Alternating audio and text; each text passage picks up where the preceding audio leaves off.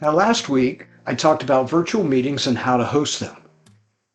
Meetings are essential for your projects to run smoothly, but people tend not to like to schedule meetings. You need to, in order to be productive, schedule meetings with your clients and collaborators regularly. Now, this week, I'm going to share some apps that I use to set up phone, web, and in-person meetings. I found it easier for everyone if project meetings, or huddles, are scheduled at regular intervals, such as daily, weekly, or monthly, depending on the project. And I always like to schedule every meeting with the same starting time, like our AIBD board meetings are the first Wednesday of every month at 4 p.m.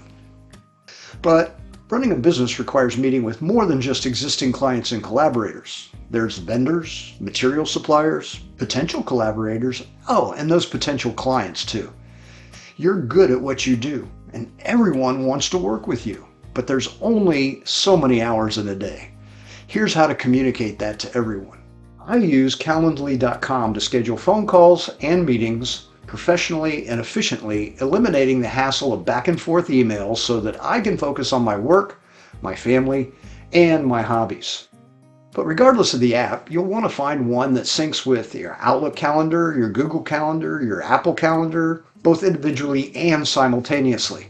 And by the way, remember last week I mentioned Crickle.com, the virtual presentation platform? It has a scheduling app built in. You'll also want the ability to let the app know your availability preferences, like only allowing meetings in the afternoons between 2 and 5 p.m. And after that, it should act like a virtual assistant doing all the work for you. I set up the options for how and where to meet. I limit the length of the meeting right up front. I try to never exceed 30 minutes max if I can. And when scheduling phone calls, sometimes it's less. My scheduling link is aibd.org/meetsteve. Now you know how to get a hold of me. So check it out, see how I've set it up. Now here's an idea. As long as I've been in this industry, it's been customary to give away the first consultation to prospective clients. I've discovered a couple of firms that are changing that tradition. When you visit their websites, they have a schedule a meeting link that asks for payment in advance. Isn't that a novel idea? I think it's a great idea. By integrating Stripe or PayPal or something like that with your scheduling app, your clients and potential clients submit payment as soon as they schedule. It relieves the burden of billing, it reduces the no-shows, and it ensures that you're meeting only with serious people who value your knowledge and skills.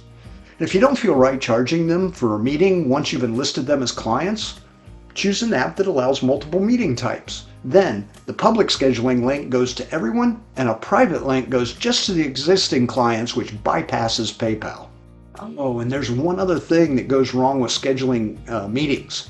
Have you ever needed to meet with like 4 or 5 collaborators and you go back and forth for hours, maybe even a few days, with emails trying to get everybody aligned? I use doodle.com to do it in minutes. You set up several meeting days and times as options. You send out one email asking everyone to check off each day and each time that they're available. And then when the last person replies, shazam, the perfect day and time is determined. So there you have it. I hope that helps. Next week, I'm going to introduce a new segment called Ask the Community, or ATC. A while back, a Monday Minute subscriber wrote me looking for tips on how to guide his clients to a reputable building contractor.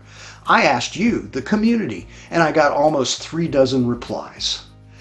Meanwhile, what are some of the challenges that you're facing scheduling meetings? How did you overcome them? What apps do you use? Share that with us in the comments below and have a triumphant week.